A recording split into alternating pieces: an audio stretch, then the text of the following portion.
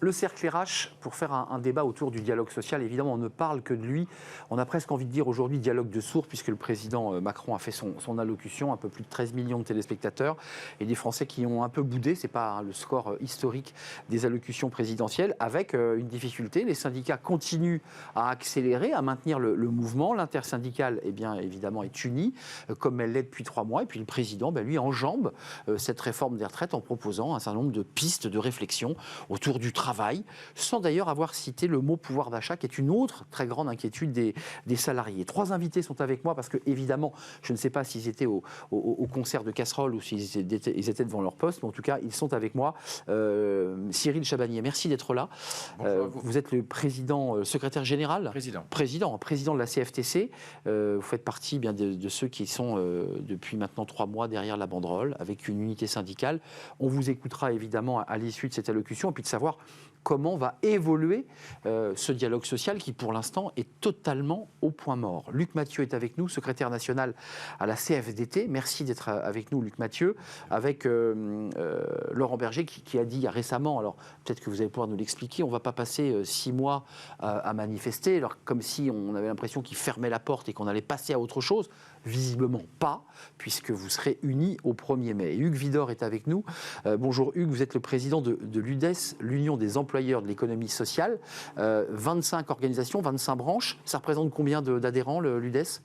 16 branches professionnelles, plus de 1 200 000 salariés, 35 000 entreprises. 35 000 entreprises. Je précise que vous étiez plutôt soutien de la réforme des retraites autour de cette table.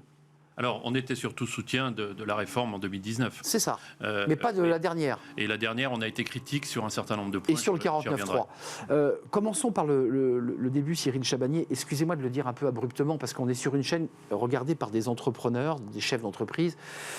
Est-ce que vous dites, on tourne la page, on passe à autre chose, le président fait des propositions concrètes, il les met sur la table, ou est-ce que vous dites, nous, notre préalable, c'est le retrait de la réforme, puis nous discuterons ensuite des grands sujets qu'il a évoqués et on verra les propos qu'il a tenus sur les conditions de travail, le travail, la manière dont on travaille. Est-ce que pour vous, la réforme et le retrait de cette réforme, c'est toujours le préalable ? Oui, c'est toujours le préalable, mais pas que pour moi, pour l'intersyndicale. Nous avons évidemment reçu le verdict du Conseil constitutionnel avec déception, évidemment, mais je rappelle que le Conseil ne juge que sur la forme, sur le fait que cette loi soit légale ou pas légale, ça ne change rien du fond. D'ailleurs, ils ont retiré toute la partie... visite médicale, index la partie senior. Un peu sucrée, comme on dit aujourd'hui. Un peu sociale, les choses ouais. Les moins mauvaises et un petit peu sociales. Et c'est vrai qu'aujourd'hui, on continue en intersyndical, on continue ce mouvement. Je crois que le président et le gouvernement avaient fait le pari, et ont fait le pari qu'une fois la décision du Conseil, tout allait s'arrêter. Et on veut montrer que ça ne s'arrête pas, que ça continue. Il y a des actions locales qui se font durant les 15 jours. Il y a un grand rassemblement le 1er mai. Donc l'intersyndicale s'est projeté sur les 15 prochains jours jusqu'à la grande manifestation du 1er mai. Et par la suite, nous verrons ensemble ce que nous faisons. Juste d'un mot, parce que j'aimerais entendre vos autres invités. Quand même, la petite musique qui est en train de monter, c'est de dire, après tout, les syndicats ne sont pas entendus lorsqu'ils sont pacifiques et qu'ils manifestent calmement dans les rues. Est-ce qu'il y a des risques, et je parle évidemment aux entrepreneurs qui s'inquiètent aussi, est-ce qu'il y a des risques de dérapage, d'embrasement, de ne plus contrôler votre base ? Les risques sont toujours présents. Après, on essaye de les éviter et on n'arrête pas, que ce soit mon collègue de la CFDT ou moi-même, de dénoncer tout ce qui est violence physique ou même matérielle. Mais évidemment qu'on entend dans les discours que 3 mois de mobilisation aussi fort. Pour rien ? Pour pas obtenir grand-chose. Il n'y a pas rien, parce qu'il y a eu des choses quand même qui ont été... Il y a eu quelques avancées, alors parfois censurées par le Conseil, mais pas suffisamment en tout cas. Et donc on entend un petit peu cette petite musique avec la comparaison avec les Gilets jaunes, où quand il y a eu la casse, 13 milliards ont été mis sur la table. Donc je ne vais pas dire qu'on sent une bascule, parce qu'on a des adhérents quand même qui sont matures et sérieux sur ça, mais de plus en plus de colère liée. Mais c'est quand même incroyable que dans ce pays, si on casse pas, si on dégrade pas, on n'obtienne rien. Ça, évidemment que dans les débats, on l'entend. Luc Mathieu, qu'est-ce qu'il allait vous dire ? Alors, vous ne faites pas l'exégèse de Laurent Berger sur ce plateau, vous avez parlé en votre nom, mais on ne va pas passer 6 mois à manifester. Ça veut dire quoi ? Ça veut dire, on est quoi ? Sur une ligne de crête, vous vous posez des questions, vous dites le président nous retend la main et nous invite à la table. Alors, vous avez fait la chaise vide, à part quelques organisations patronales, mais les syndicats salariaux ne seront pas et n'iront pas rencontrer le président. Aujourd'hui, vous accepterez de le voir après le 1er mai, si j'ai bien compris, mais dans quel état d'esprit vous êtes? C'est la gueule de bois, vous dites quand même avoir mobilisé autant dans un mouvement social historique et avoir finalement rien gagné ou si peu? Aujourd'hui, on reste dans la mobilisation. C'est-à-dire que la mobilisation, c'est pour le 1er mai, il y a des actions sectorielles qui sont ici ou là, qui se mobilisent, etc. L'objectif, c'est le 1er mai d'avoir une grande manifestation unitaire et générale de l'ensemble des organisations syndicales, ce qui n'est pas arrivé depuis la libération, je pense, puisque traditionnellement, FO manifeste de son côté, etc. Donc c'est un grand moment démocratique qui aura lieu le 1er mai. Voilà. Après, quand on dit on ne va pas manifester pendant 6 mois, c'est qu'on ne va pas regarder s'effilocher la participation aux manifestations au fil du temps, etc. Et donc, on reprendra, évidemment, on n'a jamais, nous, refusé la discussion, et donc, d'ailleurs, le dialogue social a continué. Mais excusez-moi de le reposer, parce qu'il soulève des sujets. Nous avons devant nous 100 jours d'apaisement, d'unité, d'ambition et d'action au service de la France, et il va plus loin, il parle du travail, bâtir un nouveau pacte de la vie au travail, un nouveau pacte construit dans les semaines et les mois qui viennent par le dialogue social. Hugues Widor, vous la prenez la main tendue, vous qui étiez plutôt favorable à la réforme Édouard Philippe, pour le dire simplement, et un peu défavorable à cette réforme. Est-ce que vous dites que les syndicats salariaux ont tort de ne pas revenir à la table? D'abord, on ne dira jamais ça. Puisque les organisations syndicales salariées sont libres et totalement libres de déterminer les actions qu'elles souhaitent. Et c'est bien là, d'ailleurs, qu'on peut voir qu'on est encore dans une démocratie et que du coup chacun peut s'exprimer. On parle même de crise démocratique, parce que ça a été lancé. Il faut le respecter. Par contre, nous, ce qu'on dit, c'est qu'on est dans le cadre d'un déni de démocratie sociale. Et de ce point de vue, la réforme des retraites en est une illustration. C'est-à-dire qu'on a utilisé un certain nombre d'outils juridiques. Je parlais du 49.3, je veux parler du projet de loi de finances rectificatif. De la sécurité sociale. Je veux parler de la sécurité sociale, je veux parler du Conseil constitutionnel, mais tous ces outils, finalement, ils sont au service d'une décision qui n'est pas partagée par les acteurs sociaux. Et ça, c'est révélateur d'une crise de notre décision publique. La manière dont on décide. C'est ça. Et en termes de méthode, ça pose un vrai problème. Allez-y. J'ajoute simplement qu'en France, on est capable de faire des compromis. Je veux citer ce qui se passe aujourd'hui au Conseil économique et social et environnemental, notamment sur la Convention citoyenne sur la fin de vie, où on voit bien que quand on met tous les acteurs autour de la table, dans un débat long, apaisé, on est capable de fabriquer du consensus. Cyril Chabagnier, je vous repose la question parce que vous allez être peut-être autour de la table dans quelques jours après le 1er mai. Il faudra attendre évidemment la réussite ou pas de ce mouvement. Qu'est-ce qui vous amènera à reparler des sujets soulevés par le président Macron? Qu'est-ce qui fait que vous direz nous sommes prêts maintenant, parce qu'il y a des textes en attente, il y a une loi travail en attente, des sujets sur la formation professionnelle, une loi immigration et travail. Qu'est-ce qui fait qu'un patron de syndicat comme le vôtre, vous allez dire nous y retournons? Qu'est-ce qui fait que vous allez reprendre langue, comme on dit? D'abord, les prochaines élections, c'est dans 4 ans. Donc, on ne va pas rester 4 ans sans voir le président de la République et sans travailler au moins le ministre social sur les avancées. Ce qui va nous faire retourner à la table des négociations, ça va être de poser certaines conditions. Évidemment, aujourd'hui, il va falloir, demain, il faudra discuter avec le gouvernement. Mais il va falloir, recréer de la confiance, c'est-à-dire avoir des sujets qui sont importants, et le président d'ailleurs en a listé certains, quand on parle de partage des richesses, quand on parle de rémunération. Ça c'est un texte qui est en vue. Pénibilité. Alors c'est un texte qui est en vue, mais les organisations syndicales avaient toutes demandé à ce qu'on travaille d'abord sur ça, pour après faire une réforme des retraites. Ça aurait été quand même beaucoup plus logique, plutôt que de nous dire aujourd'hui vous travaillez 2 ans de plus, mais après on va voir ce qu'on fait. C'est ça qui vous blesse. Pour la pénibilité, pour les carrières longues, pour l'emploi des seniors. Il fallait commencer par ça. Mais oui, on fait des choses à l'envers, et c'est là où c'est absolument pas logique. Tous les syndicats n'ont d'ailleurs pas signé ce texte sur le partage de la valeur, on est d'accord. Oui, mais sur d'autres sujets, en tout cas, ces sujets-là, d'avoir une grande, alors certains ont appelé ça une conférence travail ou le chantier travail, il y a eu plein de noms qui ont été donnés, aurait été la bonne chose. Mais pour revenir, il va falloir qu'il y ait des sujets sur lesquels on a des engagements de la part du gouvernement, pour lesquels il y aura de véritables avancées pour les salariés, que le texte final soit pas le texte initial comme on a eu plusieurs fois dans les négociations, c'est-à-dire qu'on aille à la table avec des garanties où on va sortir avec des avantages, avec du plus, avec des droits nouveaux pour les salariés. C'est la seule chose qui va nous faire revenir. Je ne vous cherche pas à tout prix à vous demander si vous êtes capable d'avaler la pilule, parce que la question, c'est quand vous reviendrez à la table des négociations, ça veut dire que vous aurez acté le fait que cette réforme des retraites a bien été votée et que les décrets seront appliqués dès septembre. On continuera à la combattre à vie quand même. Vous continuerez à la combattre. Mais ce qui ne vous empêchera pas de revenir traiter de sujets sur lesquels les salariés vous attendent, sur le pouvoir d'achat, sur le partage de la valeur. Oui, mais il faut comprendre que le dialogue social, il ne s'est jamais arrêté. Le dialogue social dans les avec entreprises, les entreprises, au niveau interprofessionnel, la période, elle a connu quoi? La signature d'un accord sur le partage de la valeur, qui est un peu historique d'une certaine manière, sur un sujet comme ça. Et puis là, à la signature, un accord sur la transition écologique et le dialogue social, qui est un sujet fondamental pour l'avenir des entreprises et pour l'avenir du pays. Donc le dialogue social, il continue. Et les partenaires sociaux montrent d'ailleurs que même sur des sujets compliqués, ils sont en mesure de signer les accords.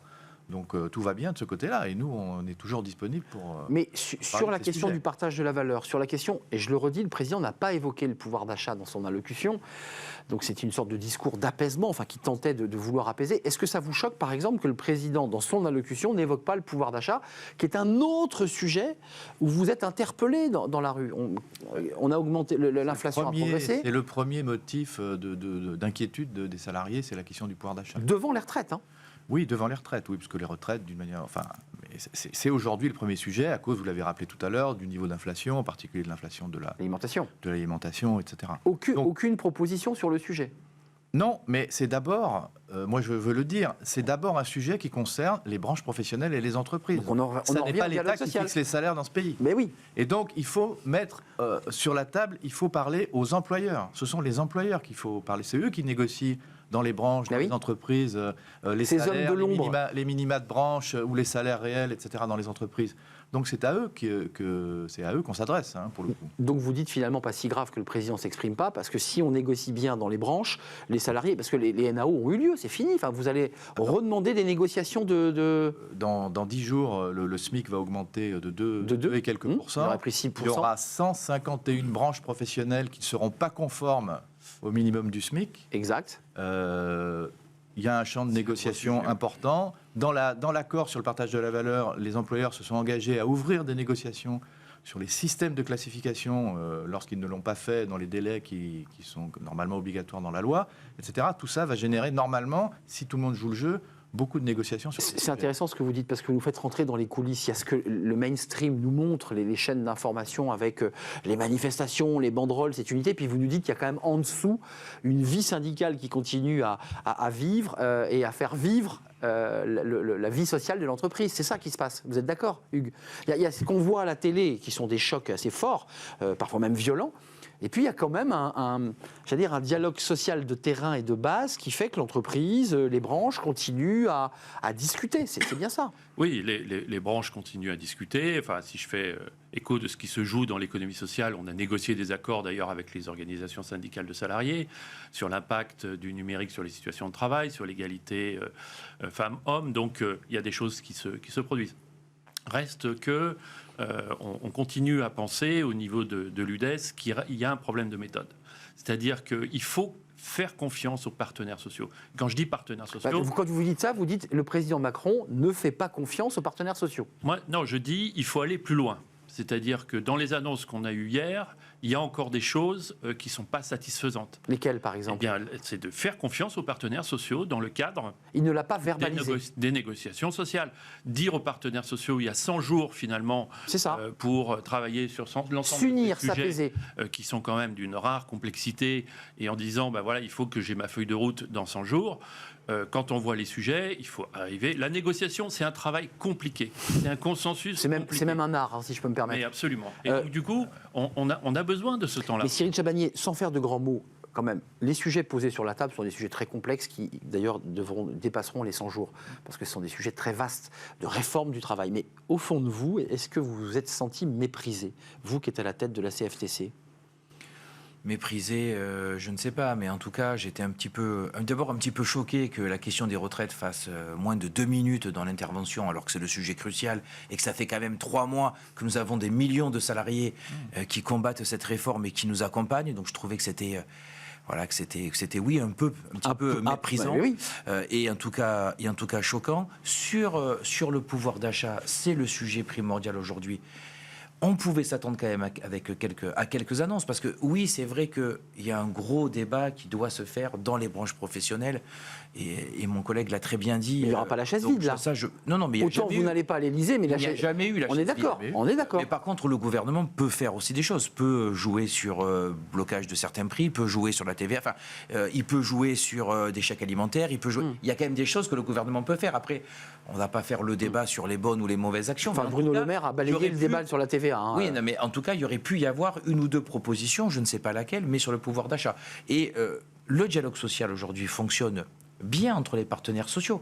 Le problème qu'on a, et c'est pour ça qu'on parle de déni démocratique, c'est un problème de dialogue social avec le gouvernement. Avec l'exécutif. Avec l'exécutif.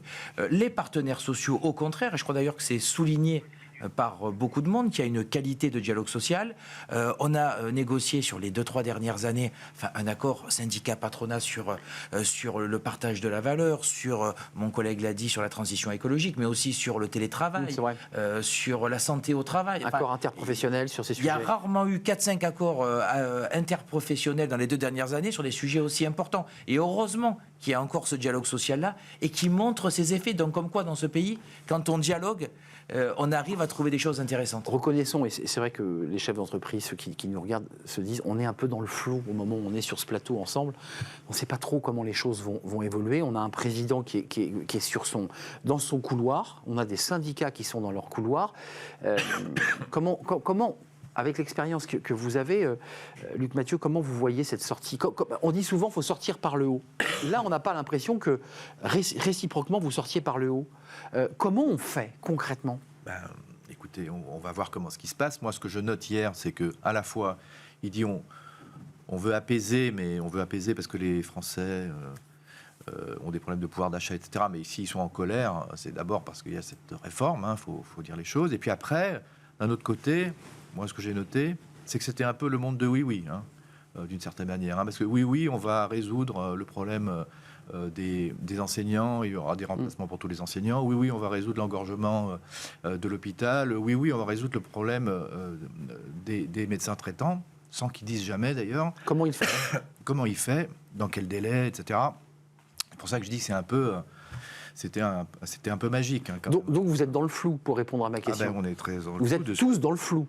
C'est-à-dire sans trop savoir comment les choses vont évoluer. Est-ce qu'il y a de l'inquiétude chez vos adhérents ? Est-ce qu'il y a de l'inquiétude chez ceux qui sont membres de l'UDES sur à la fois une double thématique ? C'est se dire, l'économie n'est pas encore grévée sur... le mouvement social n'a pas impacté autant que cela l'économie, mais c'est un mauvais climat, il y a une mauvaise ambiance.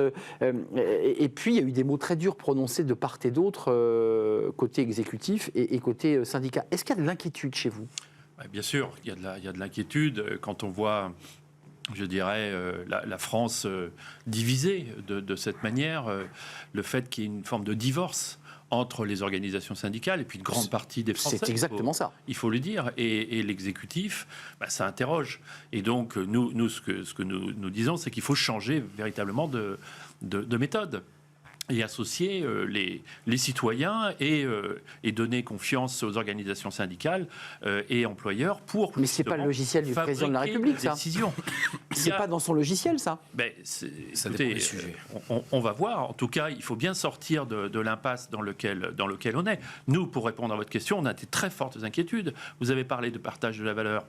C'est un des sujets sur la table. C'est une demande très forte aussi dans les organisations syndicales qui travaillent avec l'UDES au quotidien et dans nos différentes branches. On a un vrai sujet sur la question de l'emploi. Nous avons plus de 100 000 emplois non pourvus dans l'économie sociale. Qu'est-ce qu'on fait concrètement, pas pratiquement ? Et là, on attend l'exécutif aussi sur ces questions. Il y a un travail de branche, bien sûr, mais il y a un travail de l'exécutif. Cyril Chevanier, mot de conclusion. Est-ce qu'il y a chez vous, au-delà de l'inquiétude, une sorte de flou ? Et je repose la même question qu'à Luc Mathieu. Comment vous sortez par le haut de cette crise où Elisabeth Borne a expliqué dans un tweet immédiat après promulgation de la loi qu'il n'y avait ni vaincu ni vainqueur ? À l'issue de l'allocution d'Emmanuel Macron, j'ai quand même l'impression que vous sortez plutôt vaincu de cette bataille. D'abord, on ne sort pas vaincu, parce que pour nous, le combat n'est pas terminé sur la réforme des retraites. Mais tout à l'heure, je vous disais, il va falloir retrouver une certaine confiance. Donc sur tous les autres sujets, si on met de côté la retraite, comment on va pouvoir sortir? C'est que sur ces sujets-là, il va falloir se mettre autour de la table, il va falloir discuter en posant les règles clairement dès le départ, en se fixant ensemble des objectifs, en étant assuré qu'au final, on aura un texte qui sera modifié, qui tiendra compte de propositions des organisations sans jeu de dupes. Syndicales, sans jeu de dupes. C'est-à-dire, souvent on dit que le texte final ne soit pas le texte initial, c'est-à-dire où tout est prévu à l'avance, avec... on va dire des garanties sur le fait qu'on va pouvoir, sur tous les sujets si importants qu'on a évoqués, apporter une amélioration pour les salariés, apporter un plus, voilà, qu'on voit concrètement des choses. Et dans ces négociations, quand on retournera autour de la table, parce que forcément, ces sujets ne permettent pas qu'on s'en occupe pas, c'est les salariés qui seraient perdants à la fin. Si on voit que c'est encore un jeu de dupes, si on voit que c'est juste un jeu de communication... Vous quitterez la pièce. On quittera la pièce, c'est-à-dire qu'on ira uniquement pour obtenir des choses importantes. Et c'est là le changement de méthode. Et j'espère qu'enfin, mais vous savez, le changement des méthodes, on l'a eu au premier quinquennat, on l'a eu à la sortie du deuxième quinquennat en disant j'ai compris, je vais changer, etc. On entend souvent que la méthode va changer. Maintenant, on aimerait le voir concrètement. Merci et pas que dans la parole. Merci Cyril Chabagnier, président de la CFTC, l'intersyndicale toujours soudée avec en point de mire eh bien, ce 1er mai, un grand rassemblement le 1er mai avec des annonces faites peut-être la semaine prochaine par Elisabeth Borne, puisqu'elle va reprendre un certain nombre de sujets qu'on traitera évidemment dans notre émission autour du travail. Et je vous vois faire un petit sourire en coin. Merci à Luc Mathieu, secrétaire national à la CFDT. Merci de nous avoir rendu visite et merci à vous, Hugues Vidor, président de l'UDES, l'Union des employeurs de l'économie sociale. Merci à vous trois. On termine avec Fenêtre sur l'emploi. On parle recrutement dans cette rubrique et il manque de chefs de projet. Oui, il manque de chefs de projet. On en parle juste après.